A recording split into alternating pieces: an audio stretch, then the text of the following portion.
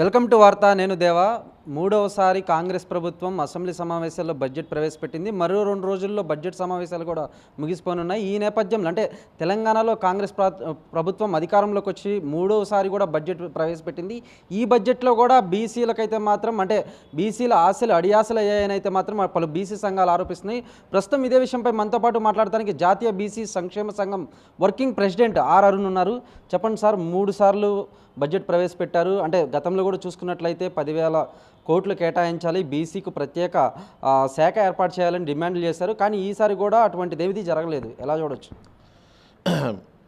మొట్టమొదటి మేము ఏం చెప్తున్నామంటే కాంగ్రెస్ బీసీల బడ్జెట్ పక్కన పెట్టండి. మీరు అక్కడ కుమేర్లో జరిగిన 2 నెలల పసికందుని తొక్కి చంపితేనే ఆ పార్టీ పట్టించుకోవట్లేదు ఇప్పటివరకు. నకిలీ మొత్తం నకిలీ ఫోరెన్సిక్ సర్టిఫికేట్లు రిలీజ్ చేసి నార్మల్ చావని చెప్పి ఇప్పటివరకు కూడా అరెస్టులు చేయలేదు ఈ కాంగ్రెస్ పార్టీ. ఇంకా మీరు బడ్జెట్ గురించి పోవడం చాలా దూరం, ఈ వార్త చాలా దూరమైన వార్త, బాధాకరమైన విషయం. ఇంకా మేము ఎందుకు చెప్తున్నామంటే బీసీల పట్ల ఎట్లాంటి చిత్తశుద్ధి కూడా కాంగ్రెస్ పార్టీకి ఒక 1% కూడా లేదు. కాంగ్రెస్ పార్టీకి ఫస్ట్ మేము అడుగుతున్నాం ఈ పార్టీని, మీరు ఫస్ట్ అసెంబ్లీలో పనికి వచ్చే విషయాలు డిస్కస్ చేయండి. మీరు కుమ్మెర లాంటి సంఘటనలు మీరు డిస్కస్ చేయండి. బ్రోకర్లు, కాలేజ్ యజమానులు, మెడికల్ కాలేజ్ యజమానులు, బ్రోకర్ నా కొడుకులు, వాళ్ళు మాట్లాడే పిచ్చి జోకులు, పిచ్చి వాటి కోసం సర్కస్ చేయకండి అసెంబ్లీని దయచేసి. మీరు ప్రజలకు సంబంధించిన అంశాలు, కుమ్మెర లాంటి అంశం, ఈ రాష్ట్రం అప్పుడపాలు ఎందుకయిందో మేము రేవంత్ రెడ్డి గారిని అడుగుతున్నాం. మేము 80% బీసీ ఎస్సీ ఎస్టీలు ఉన్న రాష్ట్రం, మీరే అన్నారు కదా ముఖ్యమంత్రి అయితే అప్పుడపాలు ఎందుకయిందో వైట్ పేపర్ రిలీజ్ చేస్తాం, మేము మొత్తము ఇది చేస్తామని ఈ ముఖ్యమంత్రి గారు చెప్పారు. కాబట్టి వైట్ పేపర్ రిలీజ్ చేయండి, ఎందుకు అప్పులపాలైంది, దానివల్ల మానవ వనరులు ఎంత డెవలప్ అయినాయి ముఖ్యమంత్రి గారిని మేము అడుగుతున్నాం. మిగులు బడ్జెట్ ఉన్న రాష్ట్రం ఈరోజు లక్షల కోట్లు, ఆ లక్షల కోట్ల వల్ల ఎక్కడ మానవ వనరులు డెవలప్ అయినాయి తెలంగాణలో మేము ఈ ముఖ్యమంత్రిని అడుగుతున్నాం. మీరు చేస్తే చేయండి అప్పులు, ఫిజికల్ ఎఫ్ఆర్బిఎం ఏదైతే పరిమితి ఉంటుందో, ఫిజికల్ డెఫిసిట్ ఏదో పరిమితి ఉంటుందో దాని ప్రకారం మీరు చేయండి. కానీ రిజల్ట్ చూపించండి మేము అడుగుతున్నాం. మానవ వనరులు, స్కిల్ డెవలప్మెంట్ ఎక్కడైంది ఈ రాష్ట్రంలో? స్కిల్ డెవలప్మెంట్ ఎక్కడైతుంది? పాఠశాలలు బంద్ అవుతున్నాయి ఈ రాష్ట్రంలో. బడుగు వర్గాలు చదివే పాఠశాలలు గ్రామాల్లో కేసీఆర్ ఉన్నప్పుడు 6,000, మీరు ఉన్నప్పుడు 1,500, మీరు 2,000 పైన మీరు ఓపెన్గా చెప్తున్నారు మేము బంద్ చేసి పడేస్తాం పాఠశాల అని చెప్తున్నాం. ఆఫ్రికా దేశాల్లో వరల్డ్ బ్యాంక్ తెచ్చుకొని ఫండింగ్ తెచ్చుకొని వాళ్ళు పాఠశాలలు ఓపెన్ చేస్తున్నారు. రేవంత్ రెడ్డి గారు కళ్ళు తెరవండి. మీరు మీ కేసీఆర్ ఆత్మ మీ శరీరంలో ఎంటర్ అయిందని మేము భావిస్తున్నాం. పరకాయ ప్రవేశం చేసింది. ఈ పరకాయ ప్రవేశాలు కాదు, ఇట్లాంటివి కాదు మీరు చేయాల్సింది. కేసీఆర్ పార్ట్ 2 కాకండి, కేసీఆర్కి భిన్నంగా పరిపాలన చేయండి. ఆయన బిల్డింగ్లు కట్టిండు, మీరు బిల్డింగ్లు కడుతురు. ఇవే పనులు మీరు చేసుకుంటూ కూర్చుంటారు తప్ప కాంట్రాక్టర్లకి మేలు చేకూర్చే పెద్ద పెద్ద భవనాలు ఎవరు అడుగుతారు? గ్రామాల్లో ఉన్న పాఠశాలల టీచర్లను పెంచండి. మీరు ఏమైనా పోయేది ఉందా? మీ సొమ్మేమైనా కరిగిపోతుందా? మీరు విద్యా వైద్యం అందేంది? సరే గాంధీ హాస్పిటల్ పోండి రేవంత్ రెడ్డి గారు, మీరు చూడండి అక్కడ బాత్రూంల పరిస్థితి చూడండి. మీరు ఏ రోజన్నా గాంధీలో ట్రీట్మెంట్ తీసుకుంటే మీకు తెలుస్తుంది. మీరు ప్రైవేట్లో తీసుకుంటారు. ప్రతి ఎమ్మెల్యే ఎంపీ అసెంబ్లీలో పిచ్చి పిచ్చి జోకులు వేసుకుంటా, పిచ్చి పిచ్చి మాటలు మాట్లాడుకుంటా ఏసీ రూమ్లో నుండి మీరు బయటికి కిందికి దింపే రోజులు దగ్గరున్నాయని చెప్తున్నాం మేము. ఫస్ట్ అసెంబ్లీలో కుమ్మెర ఘటన గురించి మాట్లాడండి మీరు, లేదా యునైటెడ్ నేషన్ హ్యూమన్ రైట్ కౌన్సిల్కి తీసుకుపోతాం మేము ఈ సంఘటనని. మీకు చెప్తున్నాం, మొన్ననే ఇమ్రాన్ ఖాన్ అరెస్ట్ చేస్తే వాళ్ళ కొడుకు హ్యూమన్ రైట్ కౌన్సిల్కి తీసుకుపోయిండు ముఖ్యమంత్రి గారు. మేము కూడా సిద్ధంగా ఉన్నాం. మీరు జవాబుదారీతనంతో మీరు పరిపాలన చేయండి రాష్ట్రాన్ని. నోరు మూయిస్తా, బి అంటే 2, సి అంటే 3 కలిపితే 5, వీళ్ళు అంతే వీళ్ళు అని ఆ చులకల భావన మీరు తీసిపడేయండి. వీళ్ళతో ఏమవుతుంది? మేము మిమ్మల్ని యునైటెడ్ నేషన్ కూడా తీసుకుపోతాం ఇట్లాంటి సంఘటన పైన. చిల్లరగాడా గవా మీరు మాటలు మాట్లాడేది బీసీల గురించి? వాడు చిల్లరగాడు, తాగుబోతూ, ఏదో గొడవ చేసిండు, లక్షల కోట్లు అప్లై చేసిన మిమ్మల్ని దొంగలని చెప్పొచ్చా? మేము అంటున్నామ్మా, ముఖ్యమంత్రి గారిని సంబోధిస్తున్నాం. మేము గత ముఖ్యమంత్రిని కూడా ముఖ్యమంత్రి గారిని సంబోధిస్తున్నాం. చిల్లరగాళ్ళు, దొంగలని మేము ఎక్కడ సంబోధిస్తలేము. మీరు కూడా మీ మంత్రులు, మీరు ఎమ్మెల్యేలు, గత ప్రభుత్వం చెప్పినట్టు మీరందరూ కూడా బీసీలని సంబోధించేటప్పుడు ఒక ప్రేమతోటి, ఒక గౌరవంతో, డబ్బు లేని బీసీలు అయినా కూడా మీరు అట్టనే సంబోధించాలి. మేము కూడా మా భాషను వక్రీకరించుకుంటాం. వీళ్ళు దొంగలు, వీళ్ళు అలీబాబా 40 దొంగలు, వీళ్ళు రాష్ట్రాన్ని అప్పులపాలు చేసి లక్షల కోట్లు దొంగలంటాం మేము కూడా. మీరు ఇప్పటి నుండి మీరు క్షమాపణ చెప్పకుంటే ఆ కుటుంబానికి చిల్లరగాడు తాగబోతూ ఆ మాటల్ని మీరు వెనక్కి తీసుకోవాలి మీ పార్టీ అని మేము ఘాటుగా మేము అడుగుతున్నాం, ప్రశ్నిస్తున్నాం ఈ రాష్ట్ర ప్రభుత్వాన్ని. అంటే గత 2 రోజుల నుంచి అసెంబ్లీ సమావేశాలు చూసుకున్నట్లయితే ఎప్పసారా గురించి కానీ ఇటువంటి సంఘటనలు చర్చిస్తున్నారు. అంటే అసెంబ్లీ సమావేశాలు, బడ్జెట్ సమావేశాలు అని చెప్పి ఇటువంటి సంఘటనలు చర్చించడం ఎంతవరకు కరెక్ట్ అంటే? అసలు ఎవడన్నా చూస్తుండా వీళ్ళ అసెంబ్లీలో చెత్తనా కొడుకులు అంతా వచ్చినప్పటి నుండి వీళ్ళంతా ఎవరు వచ్చారు? పైసలు వసూలు చేసే కాలేజ్ యాజమాన్యం, మెడికల్ కాలేజ్ యాజమాన్యం వీళ్ళ అంటే అసెంబ్లీలు ఉండేది. ఎవరైనా చూస్తురా అసలు అసెంబ్లీ పేపర్ చదువుతురా? సర్క్యులేషన్ పడిపోయింది, మీకు తెలియదా? పేపర్ సర్క్యులేషన్ ఎంత పడిపోయిందో. ఈనాడు లేదు, సాక్షి లేదు, మొత్తం వీళ్ళు మాట్లాడే అబద్ధాలు, వీళ్ళు మాట్లాడే మొత్తం ప్రజాకంటక ప్రజా వ్యతిరేక మాటలతోటి ప్రజలకి అసెంబ్లీ అంటే నమ్మకం కూడా పోయింది మొత్తం. ఈరోజు ఎవరున్నారు అసెంబ్లీలో? బడా వ్యాపారవేత్తలు ఉన్నారు. వ్యాపారాలు మాని మీరు రావాలి అసెంబ్లీకి, కానీ మీరు వ్యాపారాలు చేసుకుంటా వ్యాపారాలను పెంచుకోవడానికి అసెంబ్లీకి వచ్చేది. ఒకప్పుడు ఎట్లాంటి అసెంబ్లీలు ఉన్నాయి, ప్రజల కోసం జీవితం అంకితం చేసిన వాళ్ళ అసెంబ్లీలు ఉన్నారు. అట్లాంటి అసెంబ్లీ మా ప్రజా అసెంబ్లీ కావాలి. కానీ వ్యాపారవేత్తలు సీటు కొంట 50 కోట్లు వేసి ఇంకో 50 కోట్లు జనాలకు పంచుతా, వాడు తాగి చచ్చిపోయిన వాడు చచ్చిపోవాలి. వాడు తాగి చచ్చిపోయి వాళ్ళ ఇంట్లో ఆడవాళ్ళంతా రోడ్డు మీద పడాలి.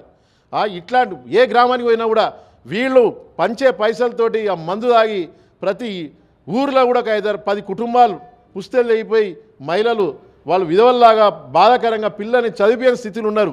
ఫస్ట్ అసెంబ్లీలో నిజంగా ప్రజా పోరాటం చేసేవాళ్ళని తీసుకొస్తేనే ఈ అసెంబ్లీకి ఒక కళ ఉంటుంది, ఇది ఒక ప్రజా అసెంబ్లీగా మారుతుంది. అంతేగాని వ్యాపారవేత్తలు ఏదో వాళ్ళు పోస్ట్ రిటైర్మెంట్ జాబ్ లాగా వ్యాపారం తర్వాత ఏదో ఖాళీగా ఉన్నాం కదా అసెంబ్లీలోకి పోతాం, 50 పెడతా, 50 సంపాదించుకుంటా, 500 సంపాదించుకుంటా. వ్యాపారం చేయకండి, ఈస్ట్ ఇండియా కంపెనీలా చేయకండి. దీన్ని Dutch company, east India company, French company వీళ్ళు ప్రపంచాన్ని మొత్తం పంచుకున్నప్పుడు యుద్ధాలు చేసి అట్లా తెలంగాణని దయచేసి పంచుకోకండి.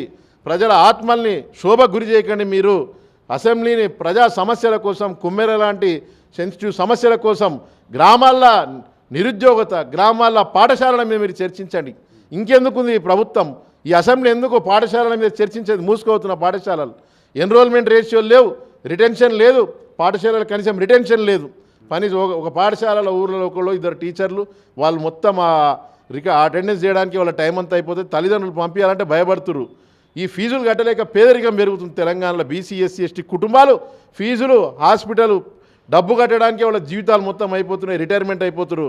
కాబట్టి హెచ్చరిస్తున్నాం, మీరు అసెంబ్లీలో ప్రజా సమస్యలు, విద్య, వైద్యం ఇట్లాంటి కులాలపైన జరుగుతున్న దాడులు, ఇట్లాంటి సంఘటనలపై చర్చించకుంటే నేపాల్లో ఆ పిల్లగాడు బలెన్షా అనేట ఆయన ఎట్లయితే విప్లవం తీసుకొచ్చిండో, అవినీతి పైన పోరాటం చేసి 35 ఏళ్ళకైండో, ఇక్కడ ఉన్న పిల్లల్ని కూడా 30-35 ఏళ్ళ పిల్లల్ని ఊరూరు తిప్పి ఎమ్మెల్యేలని ఏసీ రూమ్ల నుండి రోడ్ల మీద కూర్చోబెడతామని చెప్తున్నా. అంటే కాంగ్రెస్ ప్రభుత్వం మాత్రం విద్యా వైద్యమే మా మొదటి ప్రాధాన్యతని ఇప్పటికే ఇంటిగ్రేటెడ్ స్కూల్కి సంబంధించి ఒక్కొక్క స్కూల్కి 200 కోట్లు కేటాయిస్తున్నామని చెప్తుంది.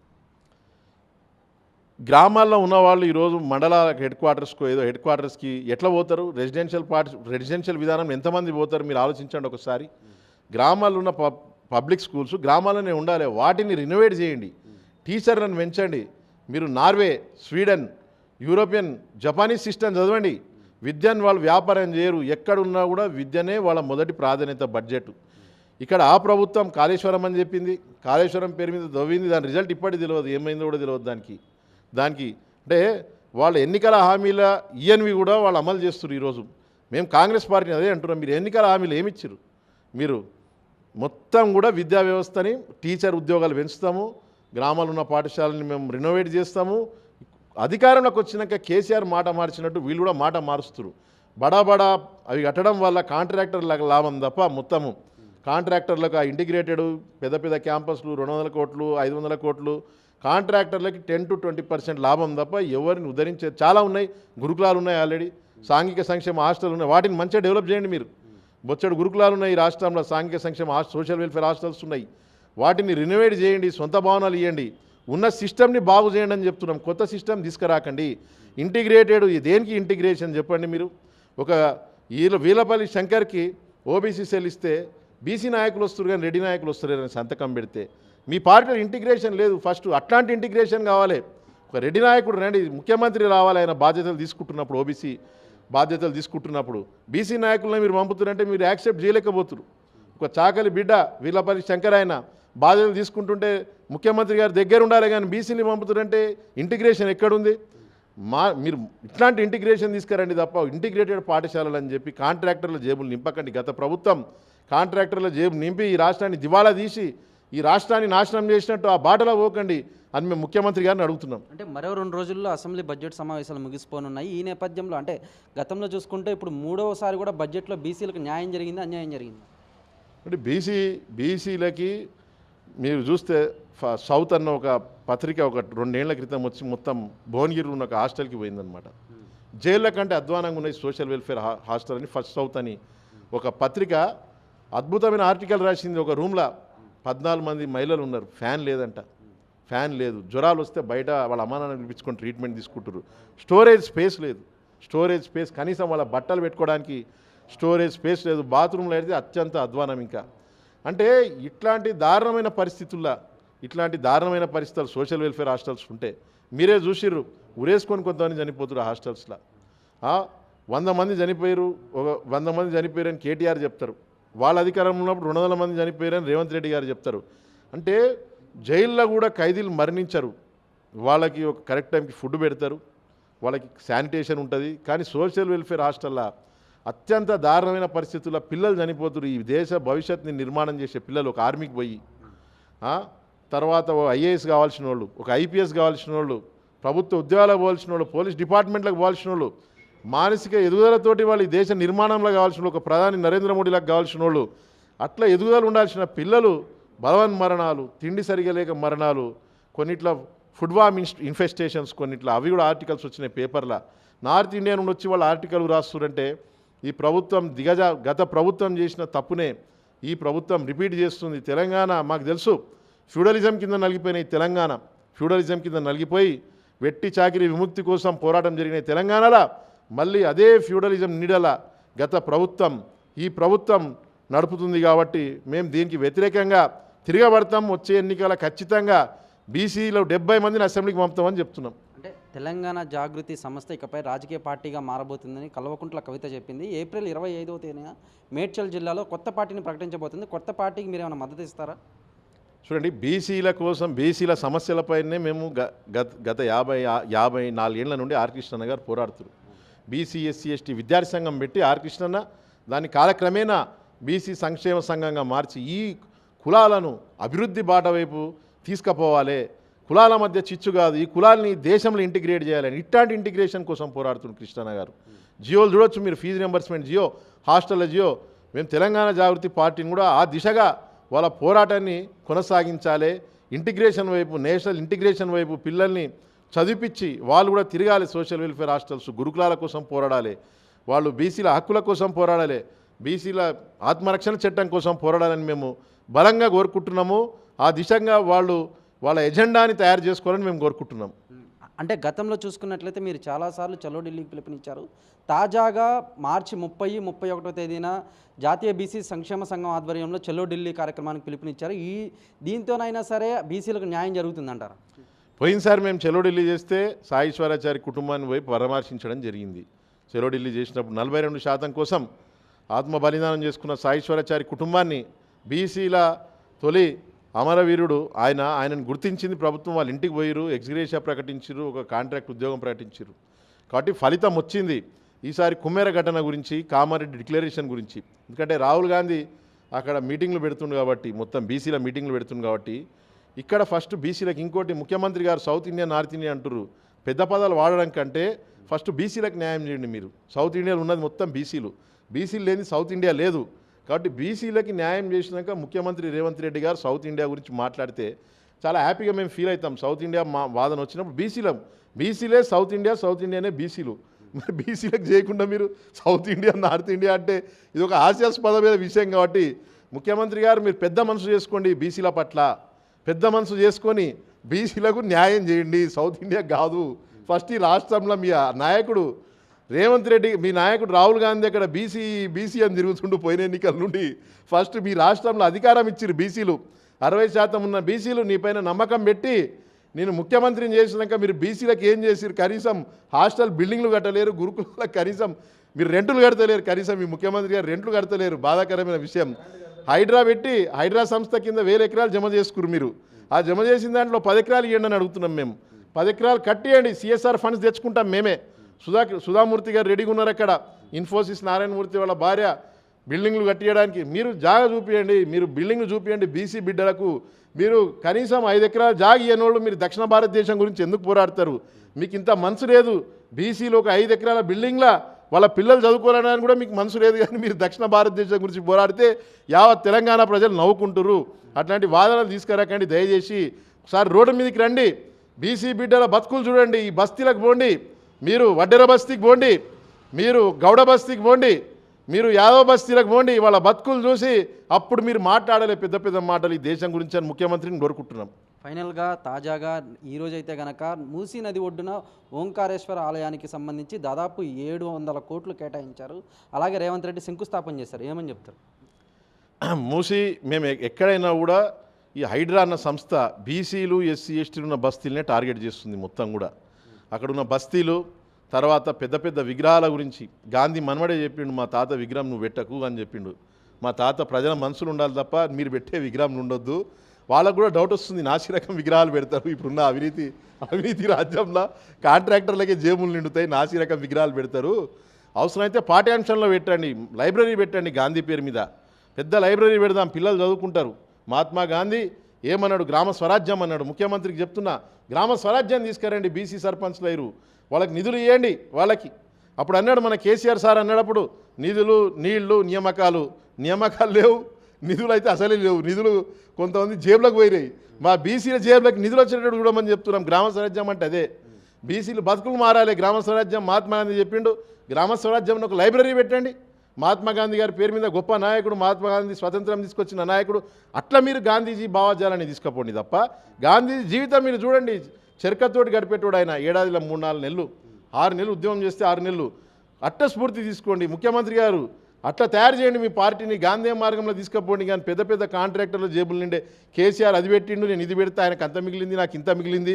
కాంపిటీషన్ పడకండి దయచేసి, పిల్లలంతా ఖరాబ్ అయిపోతారు. కాంపిటీషన్ స్పిరిట్ రాంగ్ రూట్లో రావద్దు.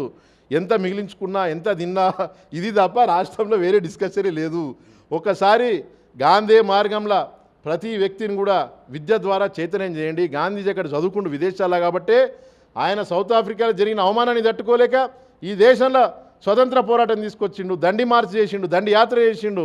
మేము కూడా చదువుకున్నాం, మా పిల్లలు చదువుకుర్రు. ఇట్లాంటి సత్యాగ్రహ దీక్షలు చేయడానికి రెడీ అవుతారు తెలంగాణలో. మా వాటా మేము తీసుకుంటాం. స్వతంత్రం వచ్చినప్పటి నుండి తెలంగాణలో మొత్తం ఎమ్మెల్యేలంతా లెక్క చూస్తే బీసీలు 15% మాత్రమే ఇర్రు. లెక్క చూస్తే 1952 నుండి జరిగిన ప్రతి ఎన్నికల చూస్తే మొత్తం ఉన్న ఎమ్మెల్యేలకి బీసీలు ఎంతమంది? 15%. బ్రిటిష్ వాడి పాలన కంటే దారుణం ఇదైతే. బ్రిటిష్ వాడి పాలన కంటే దారుణమైన పాలన. ఎట్లా కనిపిస్తున్నారు బీసీలు? 15%? అసలు 60% జనాభా ఉన్న వాళ్ళు 15% అంటే ఎక్కడ బతుకుతున్నాం మేము? హిట్లర్ ఎట్లయితే నిర్బంధించుండో యూదుల్ని, ఈ రాష్ట్రంలో మమ్మల్ని నిర్బంధించి మమ్మల్ని ఇందిరా పార్క్కి, మమ్మల్ని రోడ్ల మీదనే పరిమితం చేస్తుంది ప్రభుత్వం. అసెంబ్లీకి పంపుతలేరు. అసెంబ్లీకి పోకుండా కుట్రలు చేసి రోడ్ల మీద ధర్నాలు చేయనంటారు. మిమ్మల్ని చేపిస్తాం రోడ్ల మీద ధర్నాలు. గుర్తుపెట్టుకోండి ముఖ్యమంత్రి గారు, మేము రాబోయే రోజుల తెలంగాణలో బీసీ స్వరాజ్యం తీసుకొస్తాం. 70 మంది బీసీలను ఎమ్మెల్యేలు చేస్తాం. చూసారు కదా, మొత్తం మీద కనుక మనం చూసుకున్నట్లయితే తెలంగాణ రాష్ట్రం తీసుకురావడానికి గల ముఖ్య కారణం నీళ్లు నిధులు నియామకాలని. కాకపోతే మాత్రం ఇప్పటికి కూడా అవి తెలంగాణ ప్రజలకు రాలేదని, అదేవిధంగా అంటే దాదాపు 3వసారి బడ్జెట్లో కూడా బీసీలకు అన్యాయమే జరిగిందని, అదేవిధంగా అంటే మొత్తం మీద కనుక మనం చూసుకున్నట్లయితే చెల్లో ఢిల్లీ కార్యక్రమం ద్వారా కూడా మరోసారి అటువైపు కేంద్ర ప్రభుత్వమని ఇటువైపు రాష్ట్ర ప్రభుత్వానికి కానీ చెంపపెట్టులాగా తమ యొక్క డిమాండ్లను అయితే మాత్రం నెరవేర్చి తీరుతామని, అలాగే అంటే ప్రభుత్వాలకు వ్యతిరేకంగా బీసీ ఉద్యమాన్ని ప్రపంచమంతా చాటేలా కూడా వెలుగెత్తుతామని అయితే మాత్రం జాతీయ బీసీ సంక్షేమ సంఘం వర్కింగ్ ప్రెసిడెంట్ ఆర్ అరుణ్ చెప్పుకొచ్చారు. కార్తీక్తో దేవా వార్త, హైదరాబాద్.